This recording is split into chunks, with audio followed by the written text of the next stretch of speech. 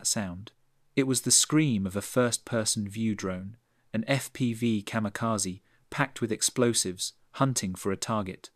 For 2 years, Dmytro had been the one controlling that sound, guiding his own drones toward Russian positions, watching through the camera feed as enemy soldiers scattered and dove for cover. He'd sent dozens of drones into trenches, vehicles, ammunition dumps. He was good at it, one of the best. But this time, the sound was coming for him. Dmytro's boots hit the frozen mud as he broke into a sprint, his rifle banging against his chest.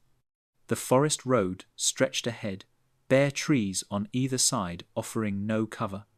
Behind him, the whine grew sharper, more insistent. He could picture it, a small quadcopter, maybe 300 grams of explosives strapped to its frame, a camera sending live video back to an operator somewhere in the Russian lines, an operator who was watching him run. "Blyat," Dmytro cursed, spinning around. He raised his AK-74, finger on the trigger, scanning the grey sky. There a black dot, maybe 50 meters up, diving toward him at 40 kilometers per hour. He fired, 3-round burst, the rifle kicked against his shoulder, missed, another burst. The drone jinked left, the operator compensating. Dmytro fired again, lead spraying into empty air, and then the drone was 20 meters away.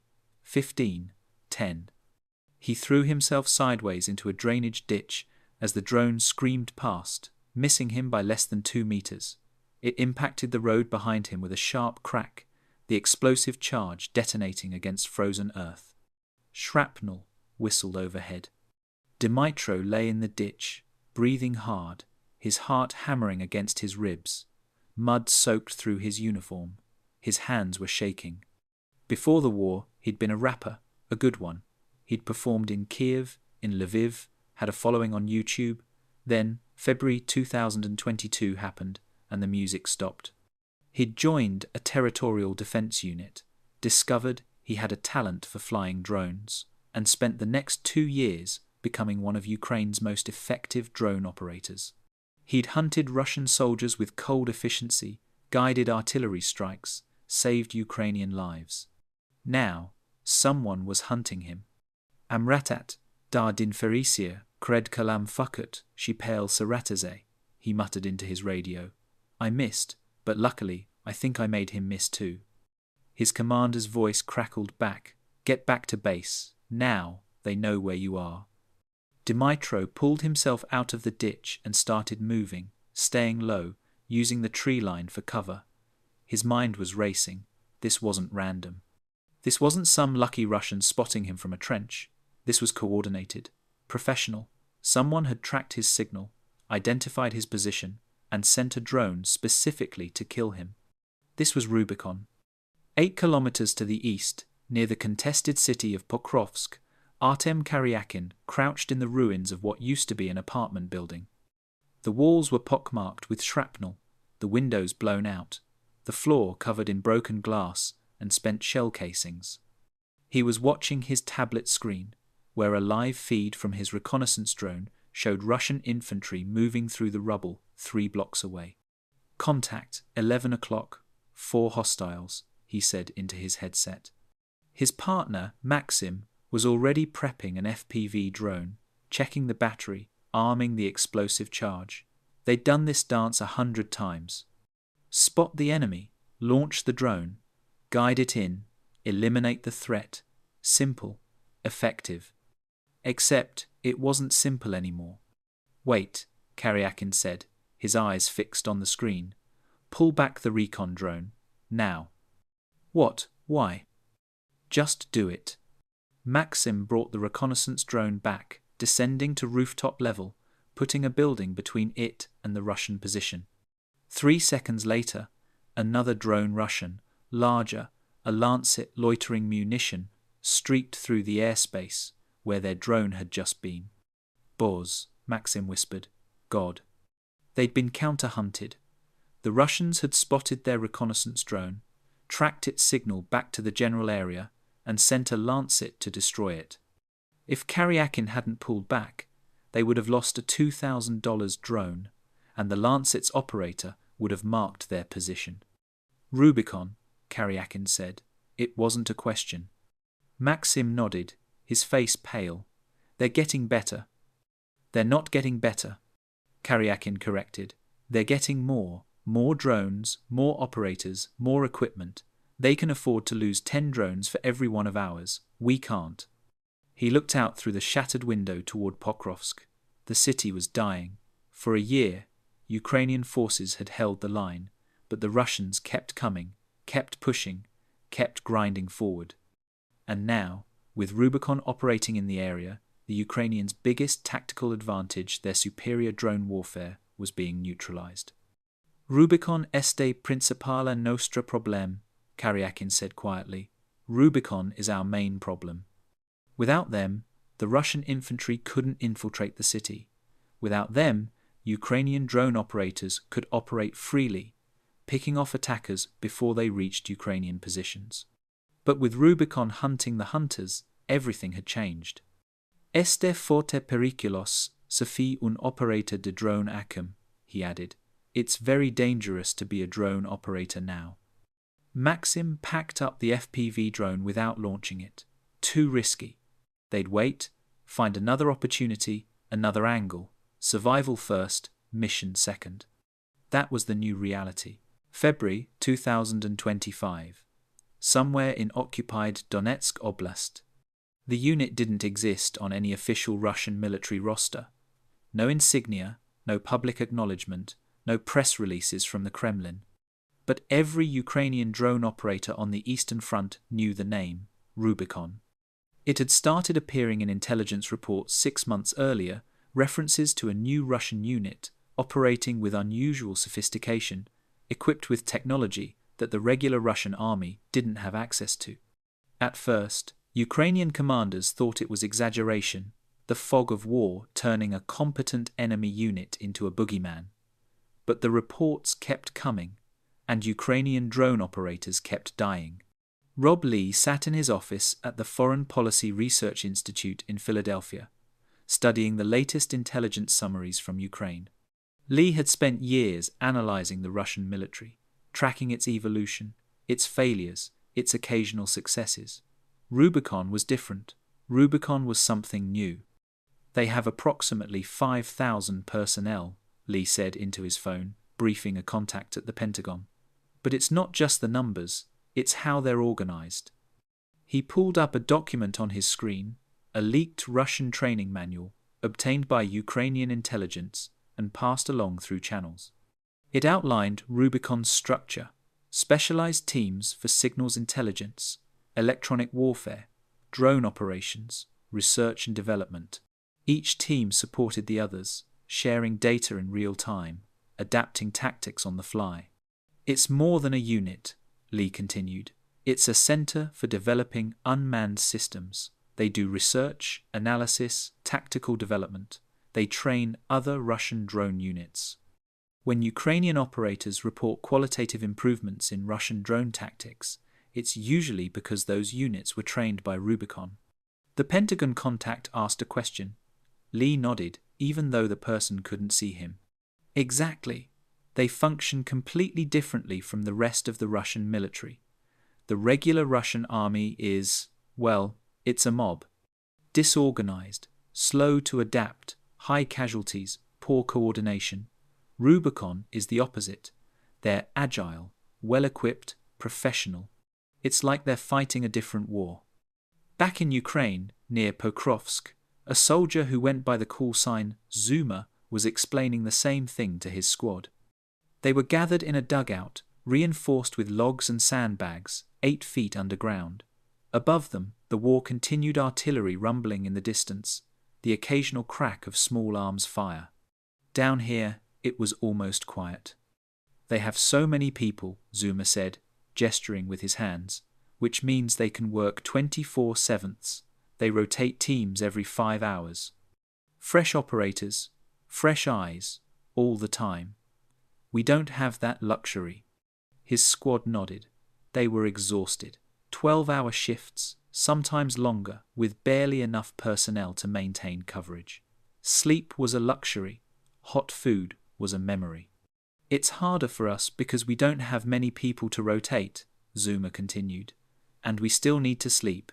They don't have that problem. One of the younger soldiers, Petro, raised his hand.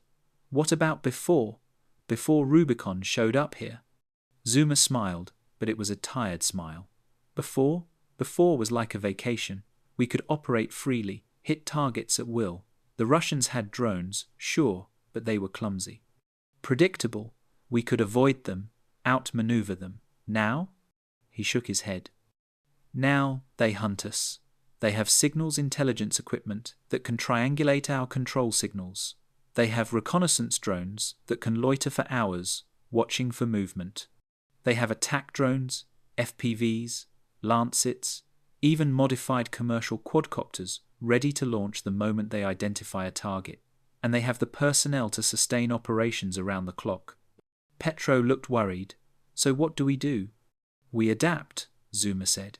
We change our tactics, minimize our electronic signature, move constantly, never establish patterns, and we accept that this is the new normal. The new normal was grim. According to intelligence estimates that Lee had seen, drone strikes now accounted for 70–80% of casualties on the Ukrainian front. Not artillery, not small arms. Drones, small, cheap, ubiquitous, and lethal. And Rubicon had mastered them. Their operational doctrine was simple but effective. Don't just target frontline soldiers, target the infrastructure, target the operators, target the supply lines. Ukrainian drone pilots were high-value targets, trained, experienced, difficult to replace. Eliminate them, and you eliminate Ukraine's tactical advantage. It's a game of cat and mouse, said Tom Withington, an electronic warfare expert at the Royal United Services Institute in London. He'd been following the drone war in Ukraine closely, analysing tactics, studying the evolution of both sides, and physics is the referee. Withington explained it in technical terms. Every drone operator emits a radio signal when controlling their aircraft. That signal can be detected, analysed, triangulated. With the right equipment, and Rubicon had the right equipment, you could pinpoint an operator's location to within a few meters. Once they know where you are, Withington said, it's just a matter of getting a weapon to that location, and drones are very good at that. Rubicon's arsenal was extensive. FPV racing drones modified to carry explosives fast, agile, difficult to shoot down. Lancet loitering munitions larger, with longer range and heavier warheads. Commercial quadcopters rigged with grenades or anti-tank mines. Even experimental systems, drones with thermal imaging, drones with AI-assisted targeting, drones that could operate autonomously if they lost their control signal. And behind all of it, the operators. Trained, disciplined, well-rested, rotating in shifts, maintaining constant pressure, never giving the Ukrainians a moment to breathe. Near Pokrovsk, the pressure was suffocating. The city had been under assault for over a year. Russian forces grinding forward, block by block, building by building. Ukrainian defenders held on, but barely. And now, with Rubicon operating in the area, the situation was deteriorating rapidly. If the Russians didn't have such good drone operators, their infantry couldn't infiltrate the city, Artem Karyakin had said. It was true. Russian ground forces were still largely incompetent, poorly trained, poorly led, suffering massive casualties. But with Rubicon providing overwatch, suppressing Ukrainian drones, clearing paths through the rubble, the infantry could advance. Pokrovsk was strategically vital. If it fell, the road to Kramatorsk and Sloviansk, major Ukrainian strongholds, would be open. The entire Donetsk region could collapse, and Rubicon was the key to making it happen. Back in his dugout, Dmytro was checking his equipment. His drone, a modified racing quadcopter with a 300-gram explosive charge, sat on a makeshift workbench. He'd replaced the battery, checked the camera feed, tested the control signal, everything worked. But working wasn't enough anymore. We have new rules, his commander had told him after the close call on the forest road. New protocols. The rules were simple, as Dmytro explained to a new operator who'd just joined the unit. Be humble, be quiet, camouflage your position, and don't move unless you have to. The new guy looked confused. What if I want to go for a walk, get some fresh air? Dmytro laughed, but there was no humor in it. Maybe you feel like taking a little walk. You have 20 minutes and it would be good for you.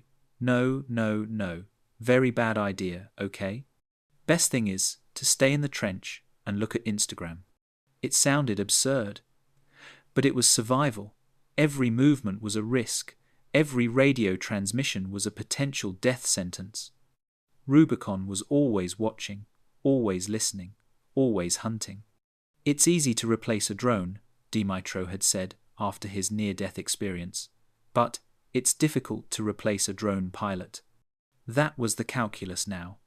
Drones were expendable, operators were not, and Rubicon understood that better than anyone. March 15th, 2025. Ukrainian defensive position 4 kilometers west of Pokrovsk. The dugout smelled of damp earth, unwashed bodies, and the metallic tang of battery acid. Maxim sat hunched over his control station, a folding table with a laptop, 2 tablets, and a tangle of cables snaking across the dirt floor. His eyes were bloodshot, fixed on the screen showing a grainy aerial view of no man's land. He'd been on shift for 9 hours. His replacement was supposed to arrive 2 hours ago. Anything? Artem Karyakin asked, descending the wooden steps into the dugout. Nothing. Too quiet. Too quiet is bad. End quote. Everything is bad now, Maxim muttered. Karyakin understood. 3 weeks ago, their unit had operated with relative freedom. They'd launch reconnaissance drones to spot Russian positions, then send FPV kamikazes to eliminate targets. They'd destroyed 2 Russian BTR armored personnel carriers, killed at least a dozen soldiers, forced an entire company to abandon an advance. The Russians had drones too, but they were manageable, avoidable. Then Rubicon arrived in their sector. The first sign was the jamming. Ukrainian drone operators started losing control signals at random, not the crude, blanket jamming the Russians usually employed, but precise, targeted interference that would hit specific frequencies at specific times. Then came the counterstrikes. Operators who'd been working from the same position for weeks suddenly found themselves under attack from Lancet drones or artillery strikes that landed within meters of their locations. 4 operators from neighboring units had been killed in 10 days. We need to move the station, Karyakin said, tonight. Maxim nodded without taking his eyes off the screen. Where to? There's an abandoned farm 3 kilometers north.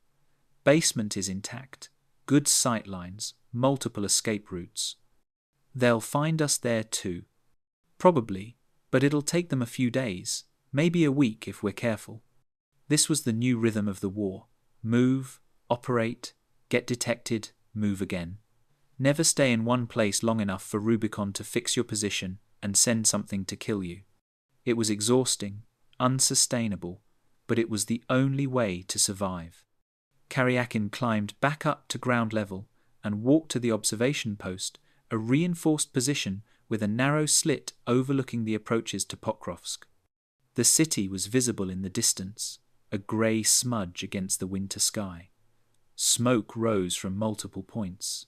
Artillery, probably, or maybe building fires. It was hard to tell anymore. He thought about what he'd told a journalist last week. Rubicon is our main problem. If the Russians didn't have such good drone operators, their infantry couldn't infiltrate the city. It was true.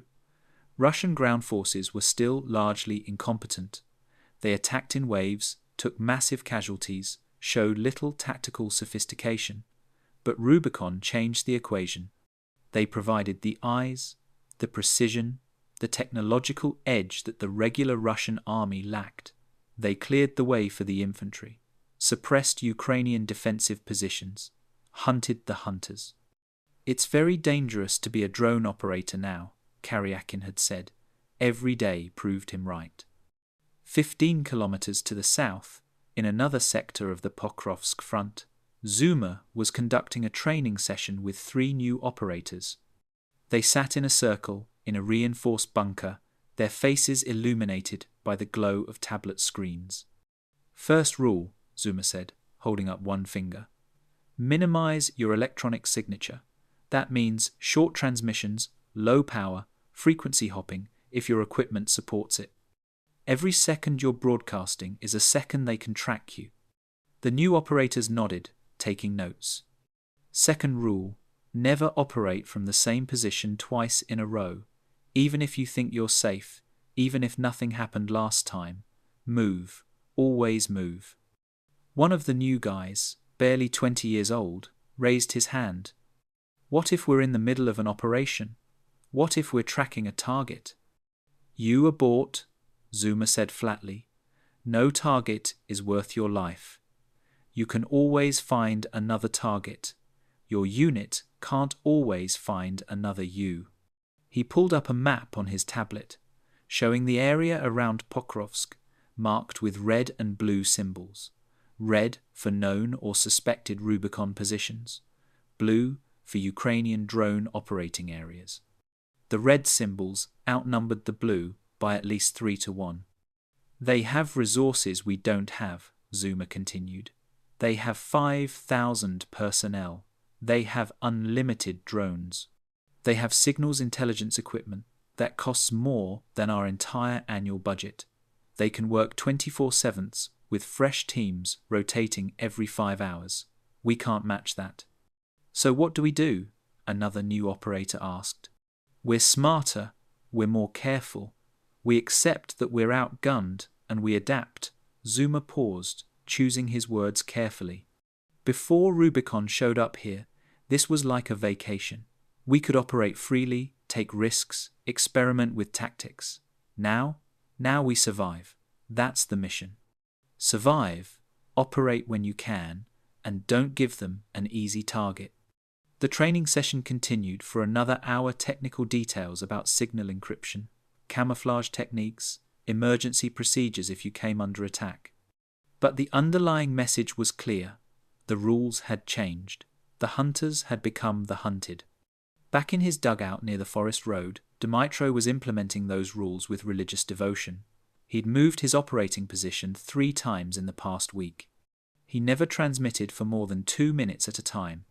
He'd dug multiple escape routes from his bunker tunnels, leading in different directions, camouflaged exits hidden in the tree line. His drone sat ready on the launch platform, but he hadn't flown a mission in 4 days. Too risky. Rubicon was active in the area, and Dmytro had no intention of giving them another chance to kill him. "Maybe I want to go for a walk," he'd joked to the new operator. "Maybe I have 20 minutes and some fresh air would be good for me. No. Very bad idea, okay?" It sounded paranoid. It sounded like the war had broken him. But Dmytro was alive, and 4 other operators in his battalion were dead. Paranoia was survival. He thought about his life before the war, performing in clubs, recording tracks, the simple pleasure of creating music. That person felt like someone else now, someone naive. Someone who didn't understand that death could come from the sky at any moment, guided by an operator sitting safely kilometers away, watching through a camera feed. "It's easy to replace a drone," Dmytro had said, "but it's difficult to replace a drone pilot." The Russian military had finally learned that lesson, and they'd created Rubicon to exploit it. The statistics were grim. According to intelligence reports, drone strikes now caused 70–80% of casualties on the front. The weapons were cheap. A basic FPV drone cost maybe $500 to build. The explosives were simple modified grenades, anti-tank mines, homemade charges.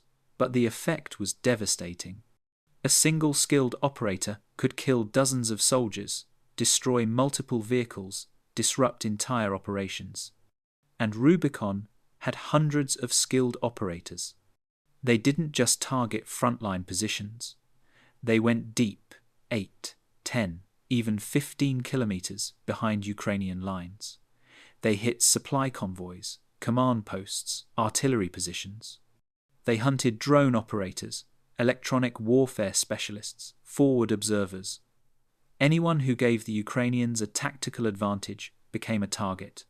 Near Pokrovsk, the effect was suffocating.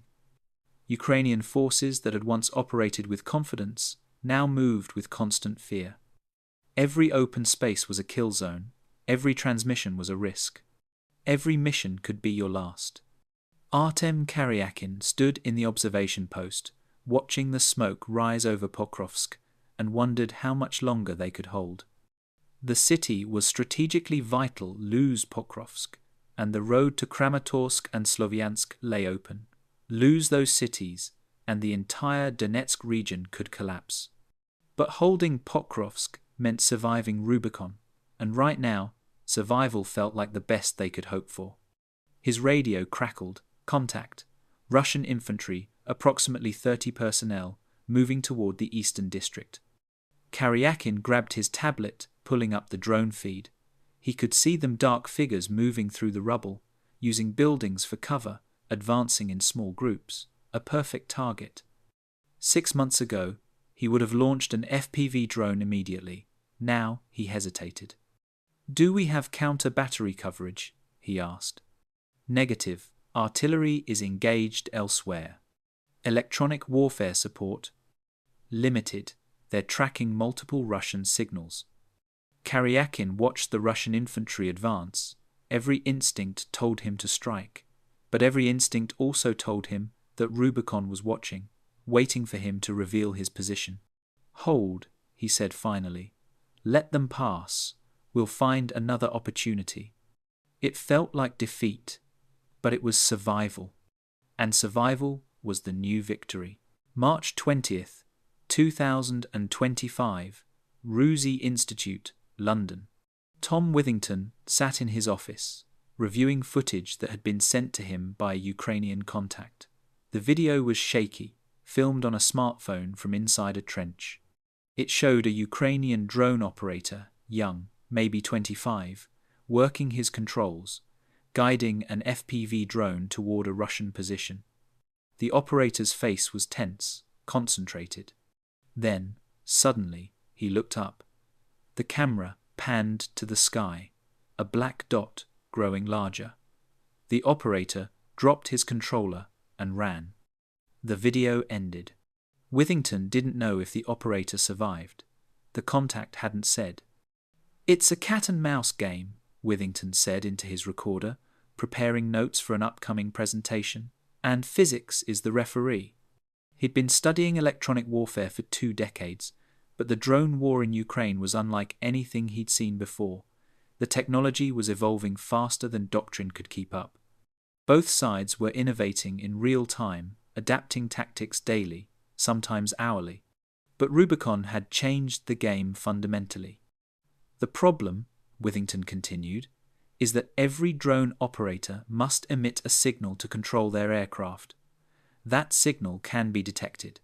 With the right equipment, directional antennas, signal processing software, triangulation algorithms, you can determine the operator's location with remarkable precision." He pulled up a diagram, showing how the process worked. Multiple listening posts detecting the same signal from different angles, computers calculating the intersection point, coordinates transmitted to a strike team.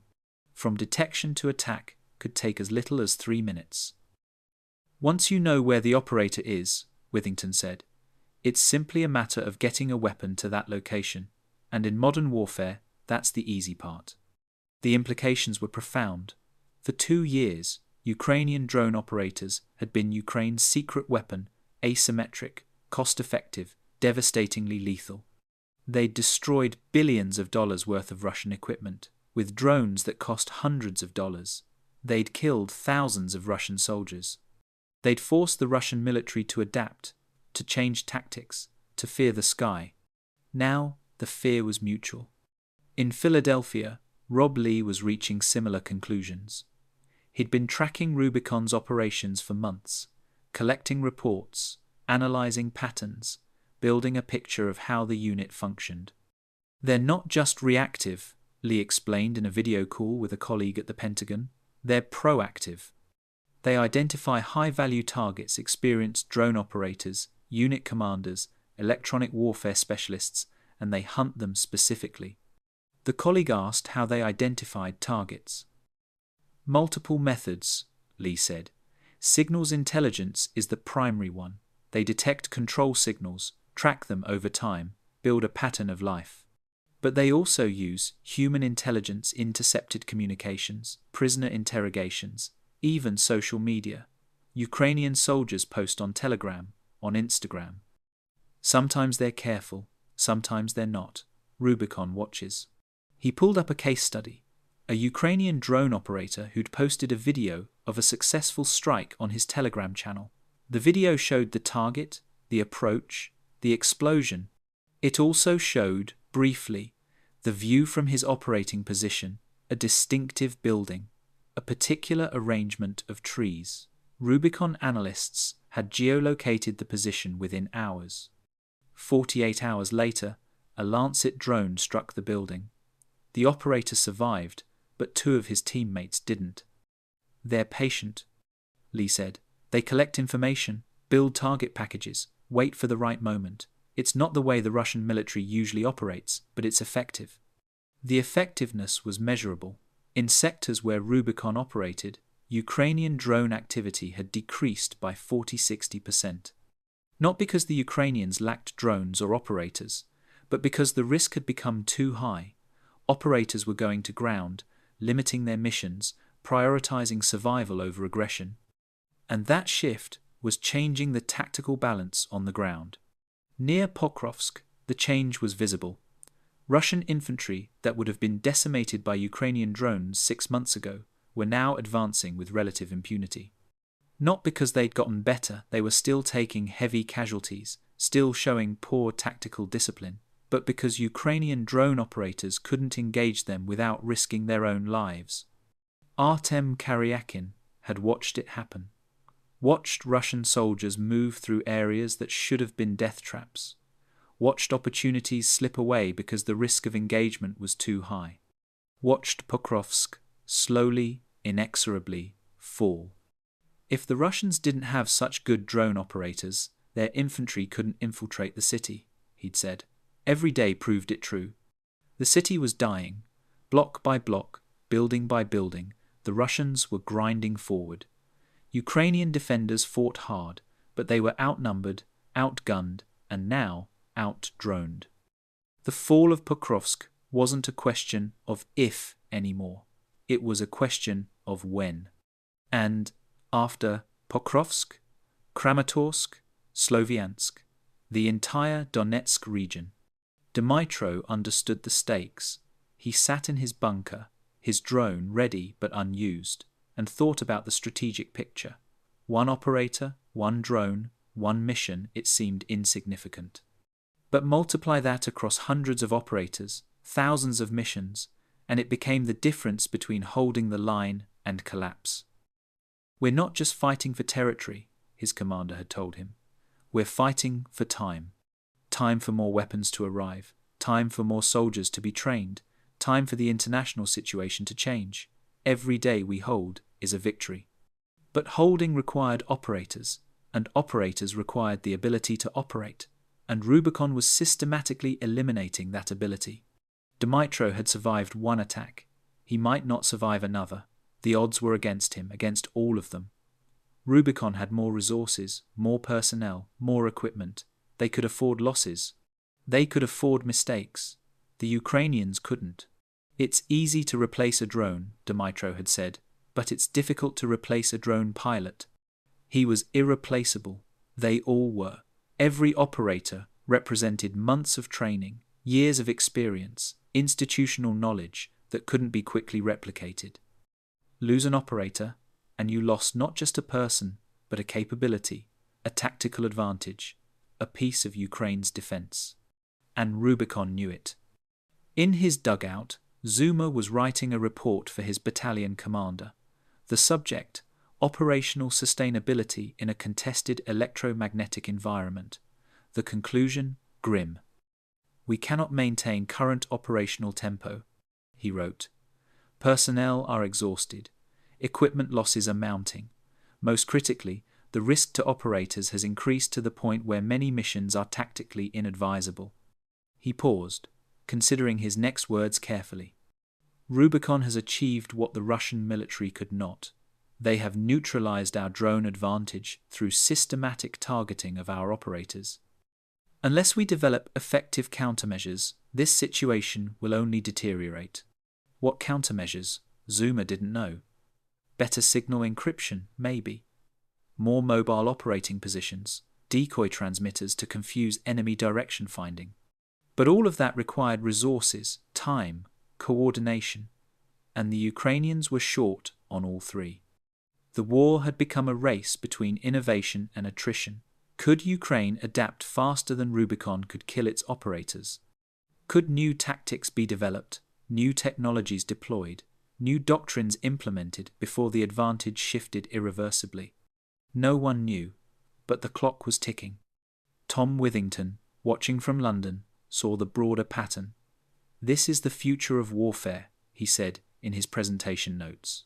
"Not tanks, not artillery, not even aircraft.